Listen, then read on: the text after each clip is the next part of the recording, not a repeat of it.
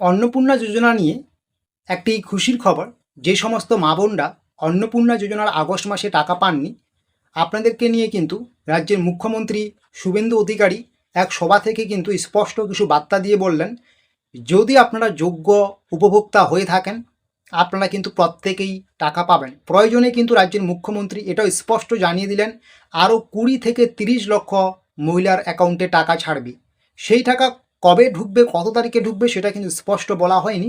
তবে এটাই বলা হয়েছে, রাজ্যের মুখ্যমন্ত্রী এটাই স্পষ্ট জানিয়ে দিয়েছেন যে কোনো যোগ্য উপভোক্তা বাদ পড়বেন না। প্রয়োজনে যারা যোগ্য বলে আপনারা বিবেচিত হবেন বা যাদের আপনাদের মনে হচ্ছে যোগ্য তারপরেও বাতিল হয়েছে, প্রয়োজনে কিন্তু রাজ্যের মুখ্যমন্ত্রী স্পষ্ট জানিয়ে দিলেন আরও 20 থেকে 30 লক্ষ উপভোক্তার অ্যাকাউন্টে টাকা ছাড়বে। আর সেই টাকা কখন ছাড়ছে না ছাড়ছে সেগুলোর সম্পূর্ণ পুঙ্খানুপুঙ্খ A to Z আপডেটসগুলো পাওয়ার জন্য আপনারা অবশ্যই আমাদের এই ডিজিটাল এক্সপ্রেস অফিসিয়াল ইউটিউব চ্যানেলের পাশে থাকুন।